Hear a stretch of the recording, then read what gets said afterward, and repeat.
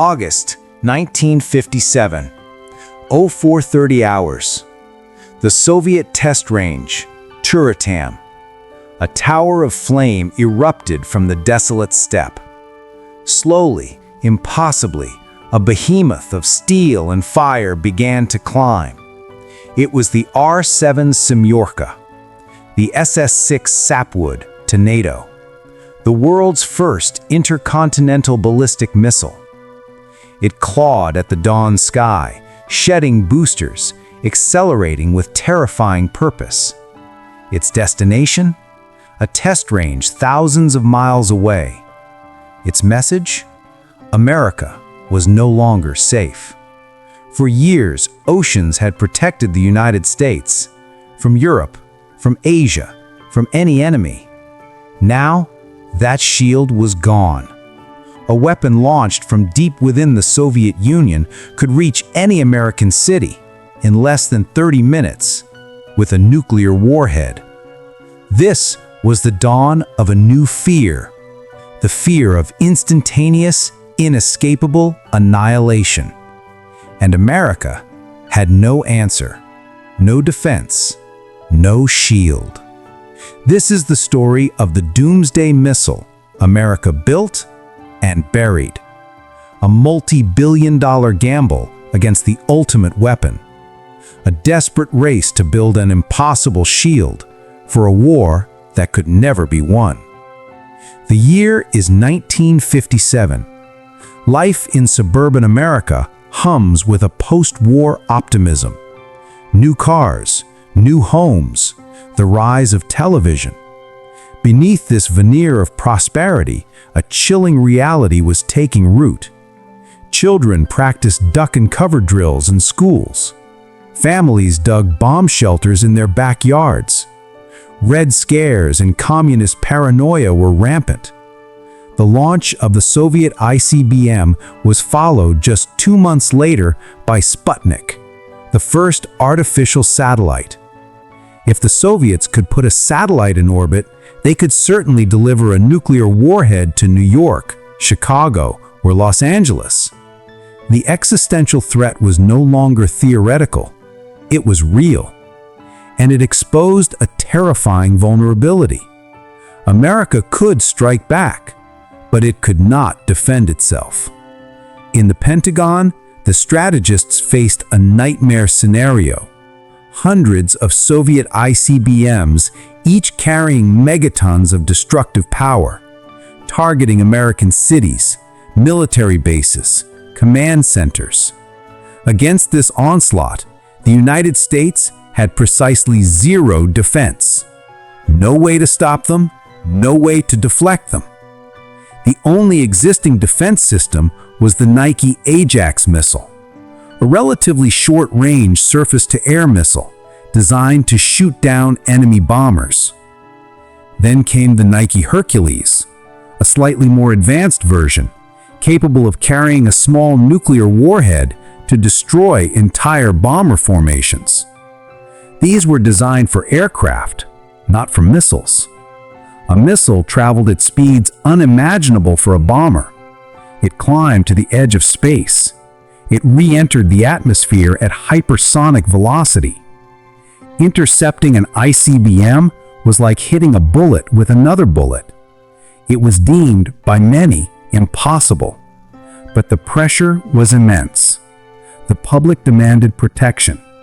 The Cold War was a game of fear, and America was losing the psychological battle. Someone had to try the impossible. The existing Nike missile program, run by the U.S. Army, was the only framework to build upon. Ajax and Hercules batteries dotted the American landscape. Rings of protection around major cities, manned by dedicated soldiers. These sites were impressive.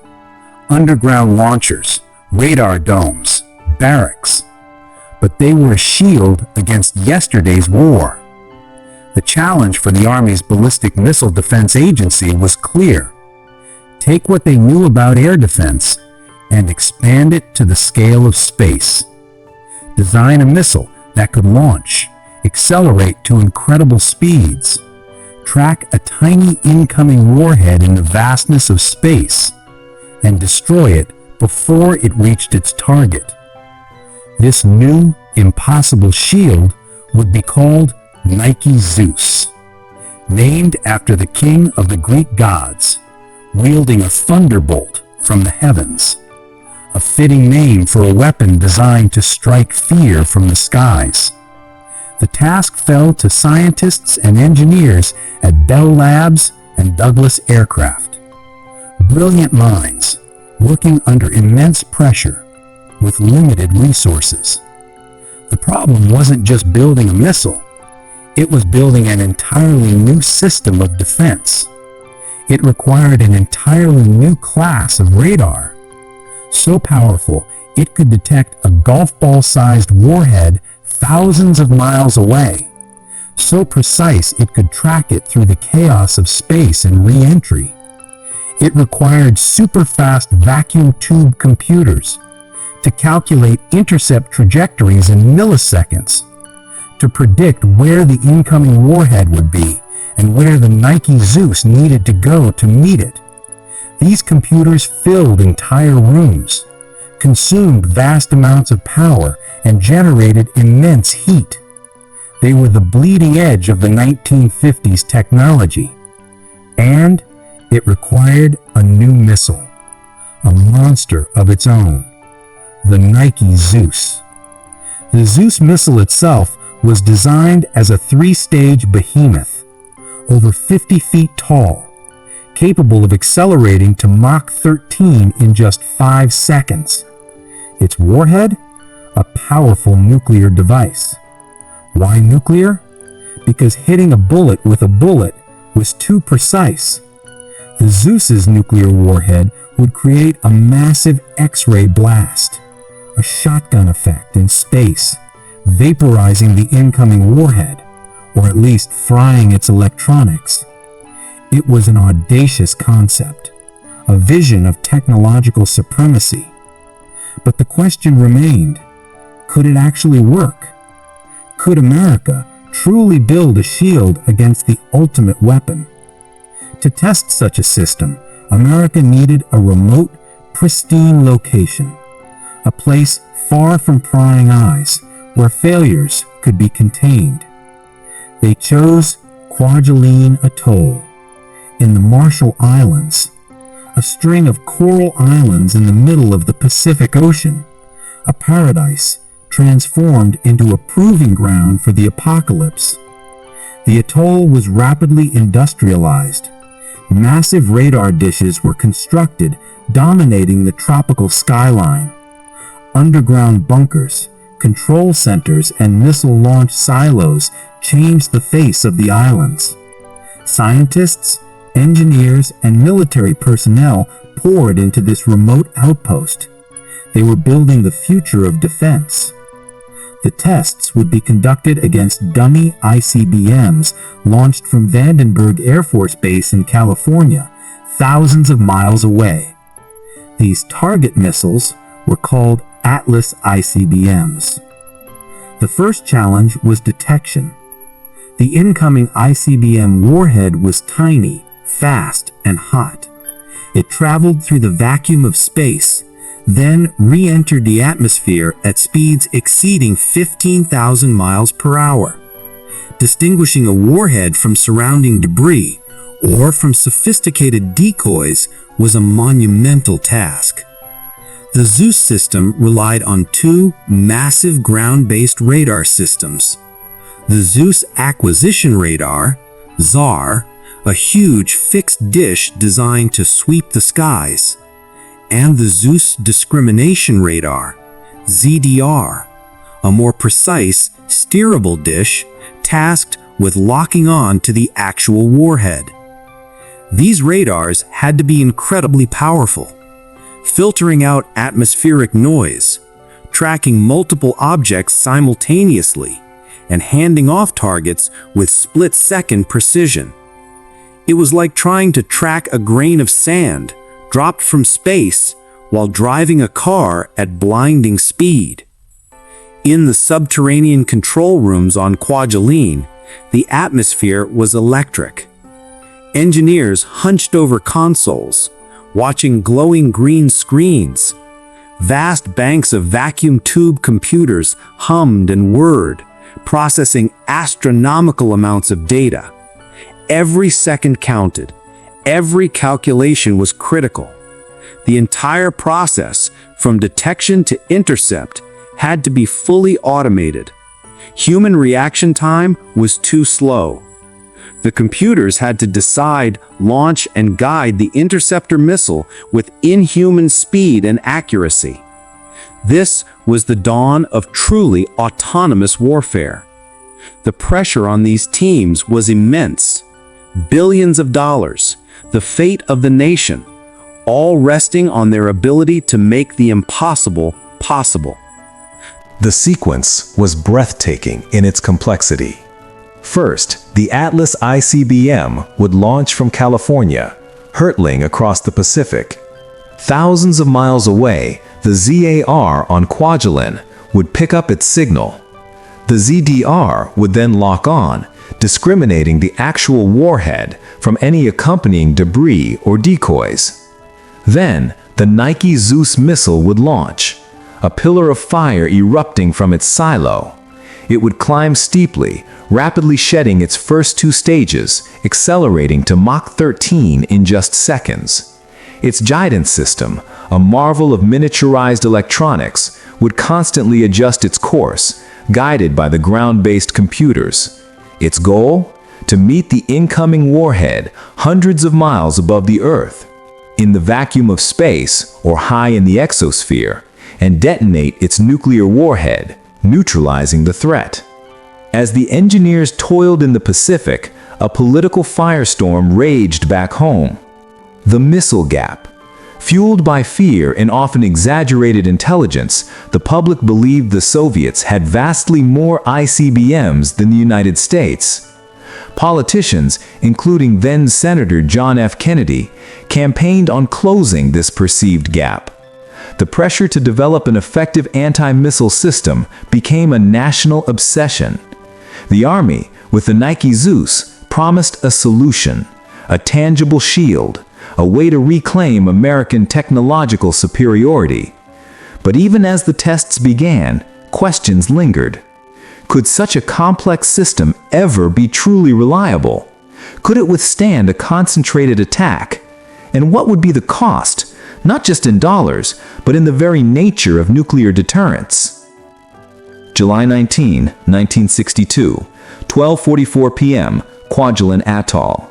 The control room was silent, save for the hum of machines and the rapid-fire commands. A dunny ICBM warhead was hurtling towards the atoll. Radar screens tracked it relentlessly. Calculations whirred through the computers. "Zeus launch," a voice commanded. From its silo, the Nike-Zeus missile ignited, roaring skyward. It climbed with incredible speed, a white streak against the blue Pacific sky. And then, thousands of feet above the Earth, a brilliant flash, a man-made star blooming in the heavens. The Zeus had intercepted its target. For the first time in history, a missile had successfully hit another missile. The world had its shield. The impossible was achieved. Over the next year, the Nike-Zeus system would rack up an impressive series of successes. Target after target intercepted, shot down, destroyed. It was a technological triumph, a monumental achievement of human ingenuity. The Army announced its readiness to deploy the system, to build a vast network of Nike-Zeus batteries around America's major cities and strategic bases to protect the nation from the ultimate threat. The cost estimate? Tens of billions of dollars. But even in the glow of triumph, seeds of doubt were already being sown. Not from the battlefield, but from the quiet rooms of scientific analysis. Skeptics, led by some of the brightest minds in nuclear strategy and physics, began to crunch the numbers. And the numbers told a terrifying story. The tests at Kwajalein were against single, unarmed dummy warheads. A real Soviet attack would not be so polite. It would involve dozens, even hundreds of ICBMs. each potentially carrying multiple warheads, each releasing a cloud of sophisticated decoys. The Nike-Zeus system, revolutionary as it was, could only engage a limited number of targets simultaneously. Its radars could be overwhelmed, its computers saturated. Distinguishing a real warhead from a perfectly crafted decoy was a monumental task, even for the most advanced radar. Imagine a single Zeus missile trying to defend a city against perhaps 50 incoming Soviet ICBMs, each ICBM releasing 5 to 10 warheads, and each warhead accompanied by 10 to 20 decoys. Suddenly, the Zeus system wasn't facing 50 targets. It was facing thousands, a swarm so dense the system would be utterly overwhelmed. And then there was the problem of fratricide. If a Nike-Zeus missile detonated its nuclear warhead in space to destroy an incoming ICBM, the resulting explosion would generate a massive electromagnetic pulse and a cloud of debris. This blast, ironically, would blind its own radars for a critical period. It would also destroy any other incoming Zeus missiles in the vicinity. One successful intercept could prevent another. The shield, it turned out, had a fatal flaw. It worked perfectly against a single, predictable threat, but it crumbled against the reality of a full-scale nuclear attack. Into this scientific debate stepped Robert McNamara, President Kennedy's Secretary of Defense. A former Ford Motor Company executive, McNamara was a man of cold, hard data. He demanded efficiency, he demanded results, and he was deeply skeptical of the Army's promises for the Nike-Zeus system. McNamara listened to the scientists. He looked at the numbers.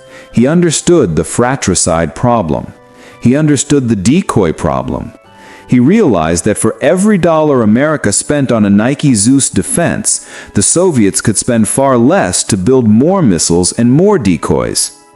It was an unwinnable arms race, a strategic treadmill costing billions with no tangible increase in security.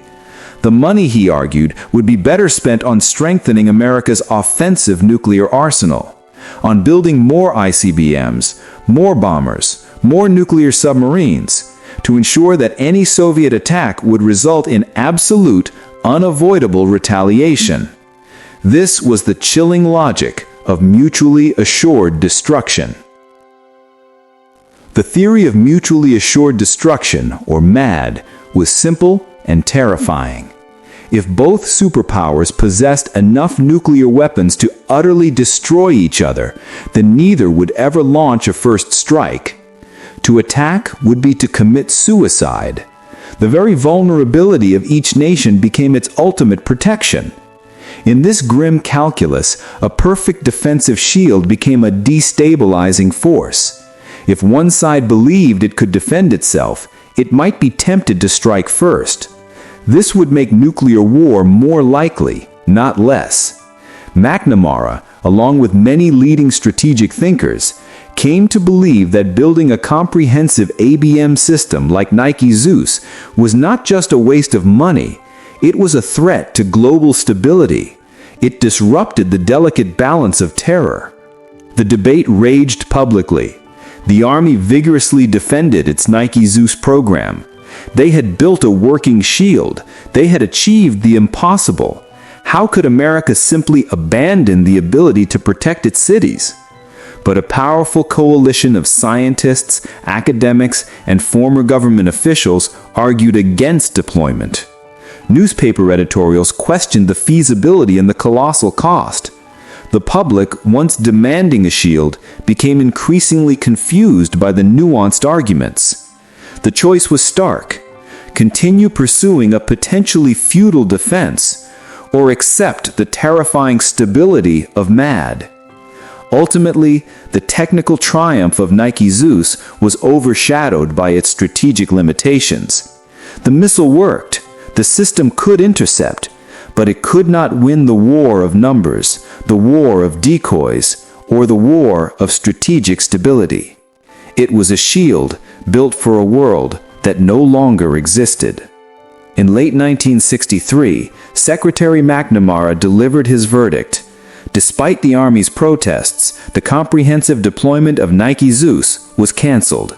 The program, which had consumed billions of dollars and countless hours of brilliant scientific work, was effectively buried. It was a staggering decision, a direct rejection of a functioning, if imperfect, technology. President Kennedy, who had once campaigned on closing the missile gap, supported McNamara's analysis. The money was redirected. Instead of building a nationwide shield, the focus shifted to strengthening America's offensive arsenal and improving its intelligence.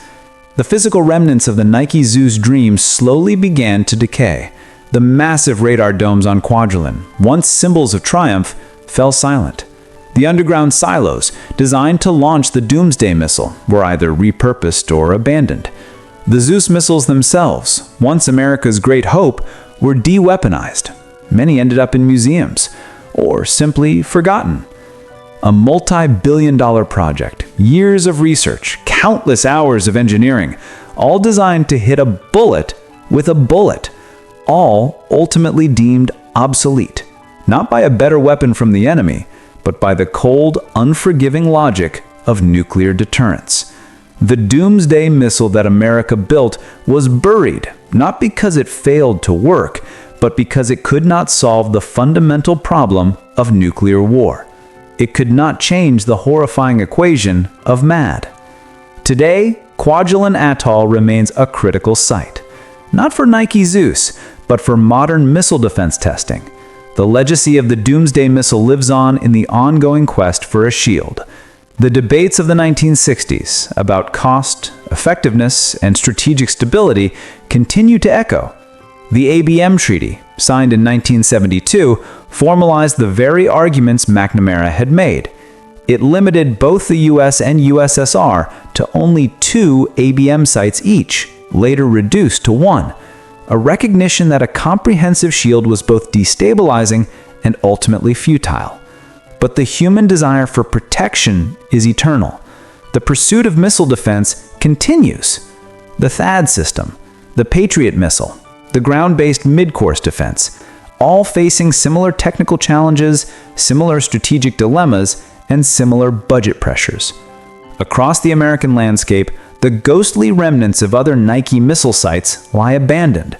Concrete pads, crumbling bunkers, chain-link fences, monuments to a forgotten Cold War fear, and to a multi-billion-dollar dream of an impenetrable shield. The Nike-Zeus, in its ambition and ultimate rejection, stands as a powerful testament, a black box filled with extraordinary engineering, immense cost, and a profound strategic lesson.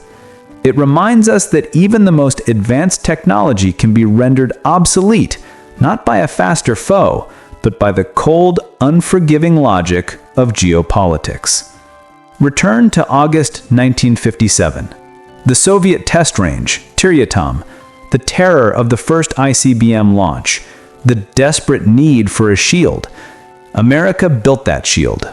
It achieved the impossible. The Nike-Zeus missile could hit a bullet with another bullet. It cost billions. It pushed the limits of science and engineering. It was a triumph of technology, but it was a failure of strategy. The Doomsday Missile America built and buried. It taught us that some wars cannot be won with technology alone. Some threats are best managed, not conquered. And in the terrifying calculus of nuclear war, sometimes the greatest defense lies in the mutual terror of absolute destruction. A buried missile, a monumental cost, and a chilling lesson. The greatest war machines are often those designed for a conflict humanity must never fight. The story of the Nike-Zeus is a testament to the price of fear, a multi-billion-dollar shield that was deemed too dangerous to deploy, the ultimate paradox of the Cold War. If you found this history compelling and want to delve deeper into the forgotten failures and the hidden triumphs that shaped our world, make sure you subscribe to Black Box History. Hit that notification bell so you don't miss our next cinematic deep dive.